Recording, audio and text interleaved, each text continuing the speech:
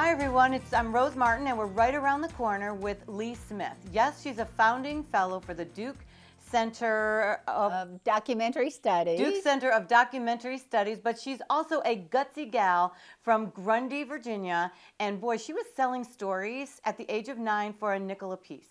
And they were stories about her neighbors, and we're going to find out all about that. So, Lee, welcome to Right Around the Corner. Thank you so much. So I'm delighted. We are so delighted to have you. Yeah. First, tell us about this awesome room we're in. Well, it was the summer kitchen of the house that we own, the larger house, and this dates from about 1840, apparently. And there were 2 fireplaces here, and they would do all the cooking, you know, and put up your vegetables and everything.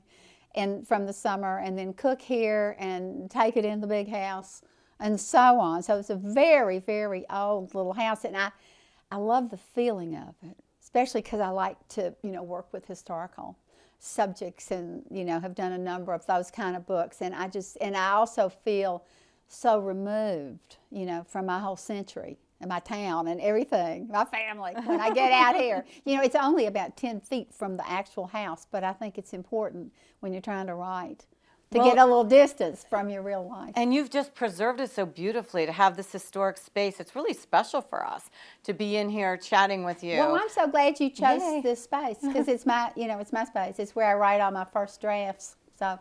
And those first drafts are all in pencil. Yeah. They are. Well, longhand, so you still start out in pencil. Yeah, I do. On yellow pads, you know, like those legal pads, and I just sit right over there and do it. And there's no phone out here. There's no computer. There's no nothing. So you are tucked away. Distract me. I am really tucked away. And, you know, I can't type, of course. Later I put it all on the computer. But so you're age 9, and you're selling stories that you write on legal paper. I've got to know this story. Well, I didn't have legal paper then. I think I wrote, it's my best friend, Martha Sue Owens, and I. And we wrote down, it was called The Small Review was the name of our newspaper, and we wrote stories about our neighbors and different things like that, and we got in so much trouble. From time to time, I wrote that the neighbor across the street, Mr. George McGuire, I said, Mr. George McGuire is too grumpy and his mouth turns down. And all this trouble. I was about 8. And then when we really got in trouble was I wrote about our music teacher, the local music teacher, Mrs. Ruth Boyd. And I said, Mrs. Ruth Boyd is a mean music teacher. She knocks on your knuckles with a pencil, and her house smells like meatloaf all the time. And you sold these to the neighbors. I sold them to the neighbors before my mother had a chance. I'd wait till my mother went out to get her hair done or something, and then we'd sell them. And anyway, Miss Boyd got so mad that I got to stop taking music lessons, which was part of my aim. Yeah, so I was thinking, what would that be like going into music class after that? Wow. So your childhood, growing up in the dime store, share some of the things with that, what it was like being up there by the 2-sided mirror, just kind of peeking down at everybody. Oh, well, it was wonderful. And I have to say, I was an only child born to older parents who had been told they could never have a child. And so they were just simply sort of delighted and pleased with whatever I did, and if I seemed to be interested in writing, well, they would let me write and buy me little writing tables, and Daddy built me a little writing house on the riverbank. Oh, did he really? Yeah, and he took me with him down to his dime store all the time, and I just loved it there, and I would have my own little typewriter eventually up in his office, which was like up here looking down on the whole floor of the dime store, and it had a fake mirror thing, you know, here, so I could look out and I could see everybody, but nobody could see me. And so I witnessed all these things. I mean, I witnessed, you know, embraces and big kisses and somebody slapping somebody. And one time I saw this woman get a big Philco radio, and put it between her knees and go waddling out of the store like this. And I watched her, watched her all the way, and I did not tell my daddy. I don't know why. You know, but I didn't. But I sort of was rooting for her, I think. Yeah. To see if she could get out there? To see if she made it, yeah. Did you write any stories about any of those episodes or any of those things Well, I made up all sorts of stories about the people I saw, you know, and everything. I think it was for a person who was a little writer, I mean, it would be a writer, it was a perfect early education, you know, the omniscient point of view. Right. You know, and you can see everybody, but nobody can see you. And that's the writer. You're That's what the invisible. writer does. You're That invisible. outsider kind That's of looking right. and observing. That's right. Well, and you know, a lot of writers talk about how much they love reading, but you took it to the next level by actually changing the stories or adding on to stories, right? I did. Okay. Yeah, I loved reading. It was my favorite pastime, and I would get so attached to so many of my favorite books that I would write more onto the end of them because I couldn't stand for them to end. So I just write more and more onto the Bobbsey twins and more onto the Nancy Drew and more onto Heidi, for instance, I remember. And I would also often include myself in the plot. How did you do that? Well, it would be like the Bobbsey twins, you know, and Lee. Bobbsey triplets. That's right, the triplets. Or with Nancy Drew, it would be Nancy and her best friends and Lee, you know, and I made myself end up with Ned Nickerson. Oh, yeah. So, yeah. But anyway, I just loved books, and they were very, as you can tell by this, I mean, they were very real to me. Mm-hmm. They've always, any story has always seemed very, very real to me, I think, as a consequence of this. I always would rather read than anything else in the world. So this best friend of yours, from what I learned, you really have a fascination with revivals. Oh, well, you know, in Grundy, there wasn't that much to do. I mean, Okay. particularly when you're, you know, a young teenager, a teenager, whatever. Often, and I mean, the movie only changed about every 10 days, you know, so we'd always go when the movie changed. But when the revivals came to town, you know, I just loved to go. And I would go to, if we had one at our own church, the Methodist church, that was fine.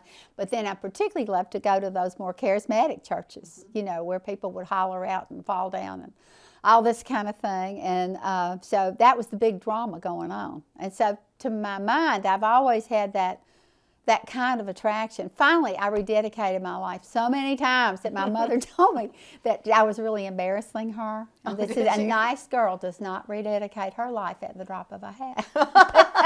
Well, and your mom was quite a character, right? So your parents were a little different. Well, my mother was, as they say, not from around there. Daddy had fallen in love with her and brought her from Chincoteague Island, the whole other coast of Virginia, where my favorite book was set, Misty of Chincoteague, interestingly.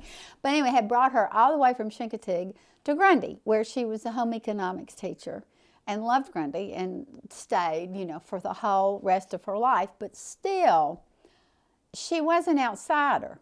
And, you know, even at her funeral, when she had lived there for 55 years, you know, everybody preaches and then different people stand up to say things. And one old man stood up and he said, she was a school teacher, of course, and he said, well, I went to school to Miss Jig. That was her nickname, Jig. He said, Miss Jig. And I have to say she was a mighty fine woman for a foreigner. Oh, still. But, yeah, because, you know, she wasn't born there. And my husband, who was from New York State, was elbowing me like this and saying, what does he mean, a foreigner? They lived there for over 50 years, same house. And I said, you know, just the way it is. That's the way it is. But then, actually, when I was writing this memoir, I began to realize how important, this memoir is a lot about writing.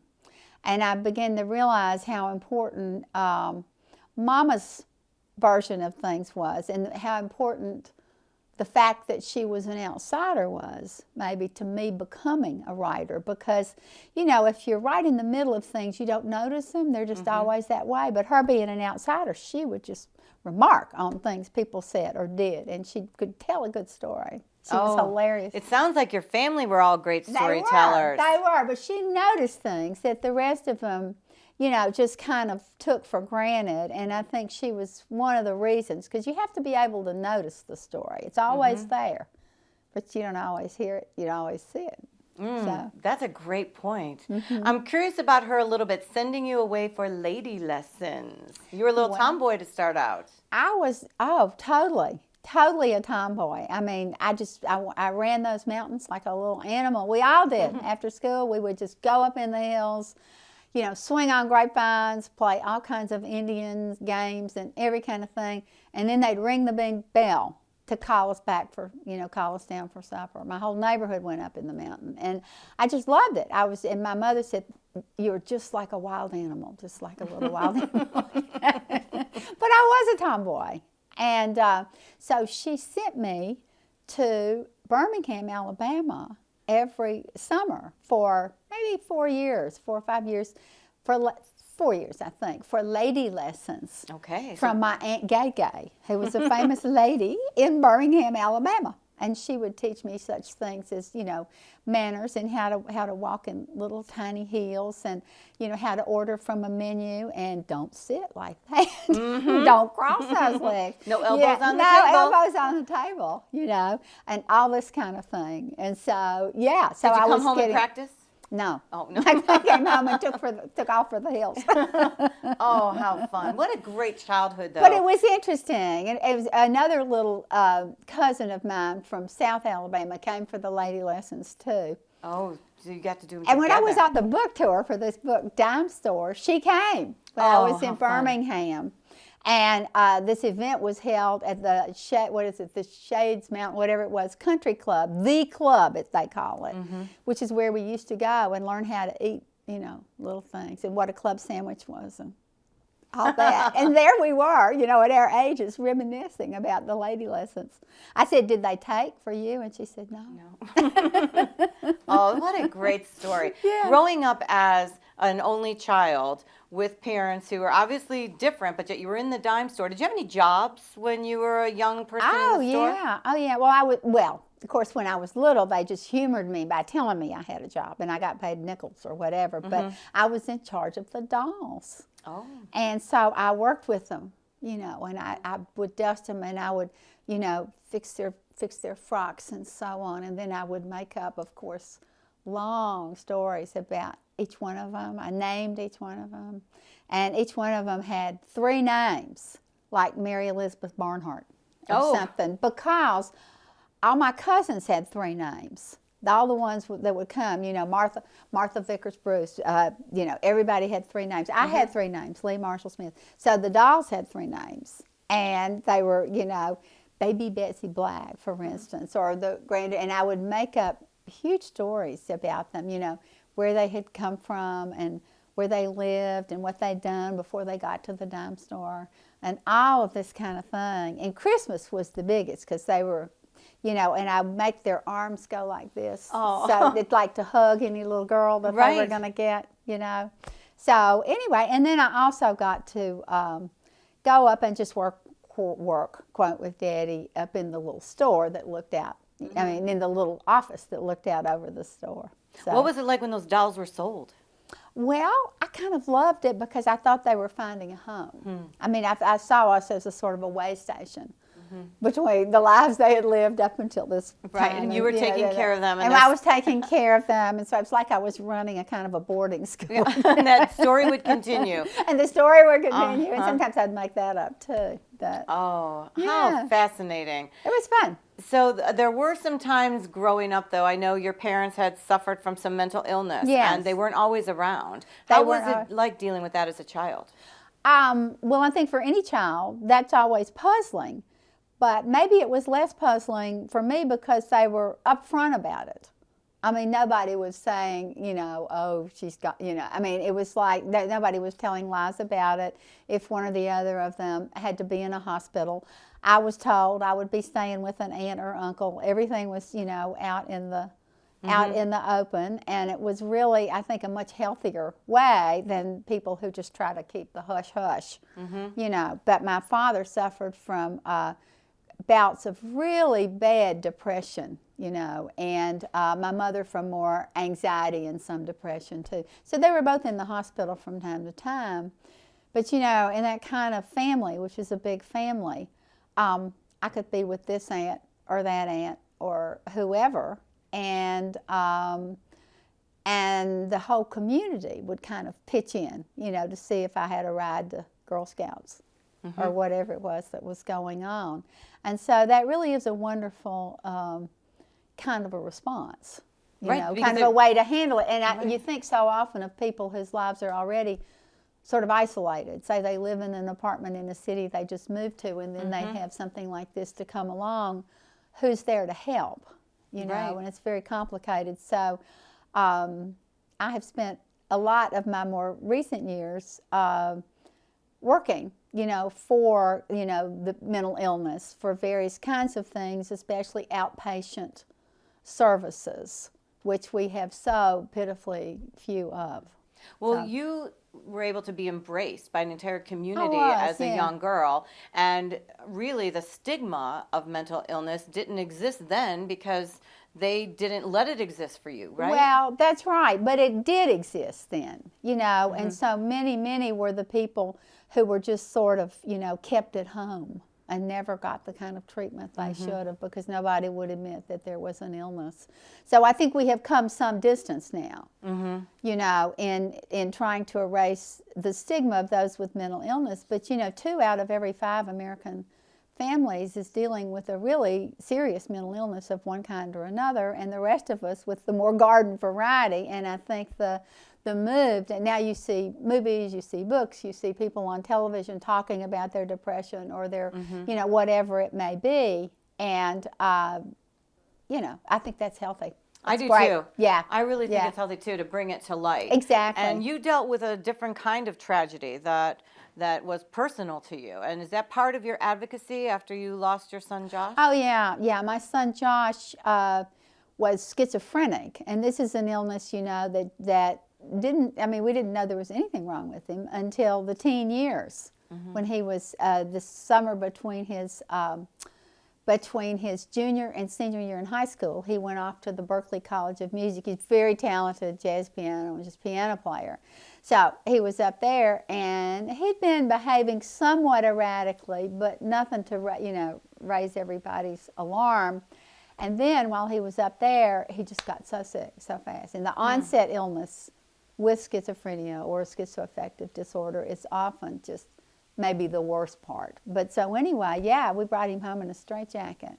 And he was in and out of hospitals in North Carolina for some time, and then a resident at the hospital in Asheville, Highland Hospital, for some years. And then the new drug came out that really helped him, and he was able to have, to live outside the hospital in several wonderful programs we were lucky enough to have here, which I still really support, and, have a job and be a part of the community, until he had a heart attack at 34. And he'd been sick at that point for exactly half his life.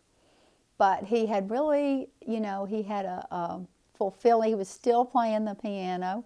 He was working in a sushi bar, and he was, driving his car around, taking his own meds, and, functioning pretty well in the community. And so I'm so interested that type of support, it's become a passion, right? Yeah, it's become a passion. Yeah. What about your other 2 children? Are they in the writing world, the arts world? What about them? Well, my son Paige is a really good writer. He got an MFA in creative writing, but he deals more in real estate and is wild about trout fishing, and writes about that too. And then my daughter Amity is a very busy mama these days in Raleigh, North Carolina, but she's kind of an artist herself. So, what's your process like when it's the characters, it's the plot, the story unfolds? What's that like for you when something just grabs you and you've got to get it on paper? Each one is different. Each one is really different. I think at first, every writer, every young writer is at first writing out of the great traumas and dramas of their own childhood and their own adolescence and, this kind of stuff. I mean, we all have a story to tell, several stories to tell, and we can't wait to get it out. But you tell those stories, and then what are you going to do? I wrote a book based on the kind of child, we're just talking about the kind of child I was, the overly imaginative, very weird little girl. I wrote that book, The Last Day the Dog Bushes Bloomed, and then I wrote another one about college love affairs and angst, and everything. And then I was sort of done, and I had to begin to really imagine. And that's where I was so lucky. At that point in my life, I was a newspaper reporter, and I was in Tuscaloosa, Alabama, and working for the Tuscaloosa News, and I was writing writing. I thought I was from the South till I went to Alabama. I've never seen such crazy people and such stories. And I No got one them tells all. a story like a Southerner. No, and I got them all because I was a feature writer. And so I would go in and meet all these people at extreme moments of their lives, you know, with incredible things going on, and hear all these stories. And suddenly they sent me to cover this All-South Majorette marching contest. And this is at a point when I couldn't think of another novel to write. And I had to watch these girls in the Majorette contest. And it was this kind of thing. It was the Fancy Strut was the name of it. And they were all trying to be Miss Fancy Strut and so on. And I was watching them, and they were all so, you know, sweet. And their mamas were all so terrible and competitive and mean, you know. And I began to get the idea for a whole nother story that was, for once, not about me or the kind of person I was or anybody I knew. Then I had to interview this little girl that won. And, you know, she's from Alabama, and she's crying, and she's wearing her tiara. And I said, honey, I said, how does it feel to be Miss Fancy Strut? And she said, oh. She said, this is the happiest moment of my life. And I was just horrified because I thought, ooh, what if it is? You know, it's going to be downhill from now. As a former Miss Grundy, I know that. Yes, that's right. So anyway, all of a sudden I was writing a novel about majorettes and their mamas, which turned out to be named Fancy Strut, and put me from then on into investigating any kind of thing that really interested me to write about. That seems like, you know, what a wonderful way to have that curiosity as a writer and then put the stories together. What about mentorship? There was someone special at Hollins that influenced you. Well, Hollins College was absolutely like landing in heaven for me. We didn't pick it because it had a writing program. I don't think we even knew that. We picked it because my cousin Peggy Smith had gone there and I admired her so much. But at the time I went, Louis Rubin had just come to start, you know, I've been there several years, to start a creative writing program for undergraduates and also a graduate program. And so you could actually get credit for creative writing, which was not done at that time. Now it's everywhere. And Louis Rubin was absolutely wonderful to me and to many of us. He was the mentor for so many people. Well, I remember reading that your parents never had a chance to read your books. So I want to know about Dime Store, though. I want to know about Dime Store Writer's Life. This was your first foray into nonfiction because you wrote about so many other things. How did Dime Store come to be the story that you just needed to tell? Well, I think, you know, actually, Rose, you know, I think we all gradually over time lose the town of our childhood, the family of our birth, and so on, but it's so gradual we don't usually notice. But in my case, Grundy suddenly was becoming, you know, over a 15, 20-year period, a complete ghost town. And then because of, well, the death of coal at that point, for one thing, and then flooding, repeated flooding. And so then they got a grant to sort of, you know, try to make a new town. And so I went up there to watch them blow up the old town, which included my daddy's dime store. And then they bulldozed my parents' home. And I'm writing about this, you know, for the Washington Post.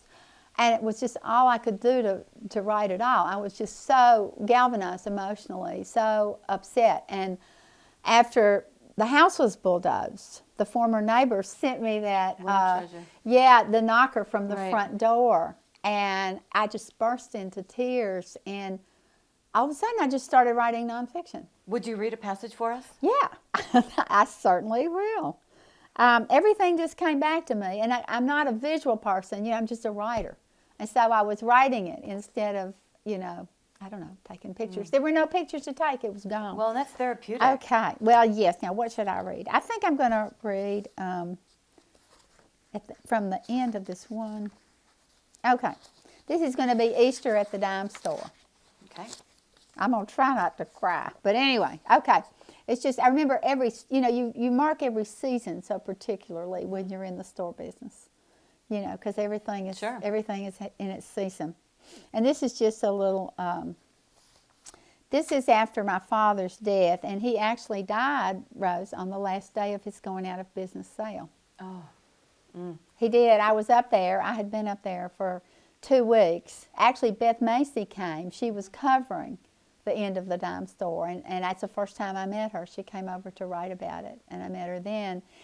But the last day, we'd sold all the merchandise, and the people were coming for the fixtures, you know. And I went back to North Carolina. Daddy went to bed, and that night he got up and fell, and then he had internal bleeding. And by the time they called me and I got up there, he died. So he really died on that last day. I mean, if I had a writing student that wrote that, I would have to say, trite. Yes. But it was true. Real. So many things are really true. Okay, here we go. Easter at the dime store.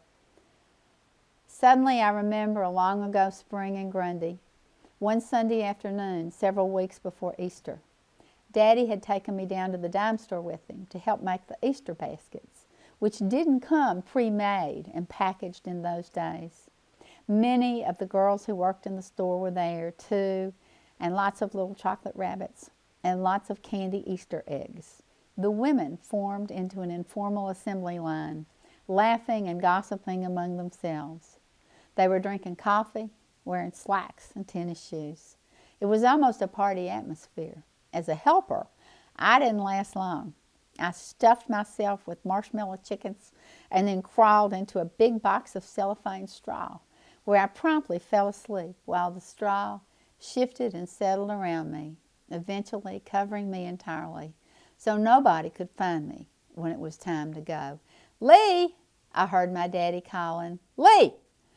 The overhead fluorescent lights in the dime store glowed down pink through the cellophane straw. It was the most beautiful thing I have ever seen. "Lee!" they called. I knew I'd have to answer soon, but I held that moment as long as I could, safe and secure in that bright pink world, listening to my father call my name. Oh, That's you have been a delight.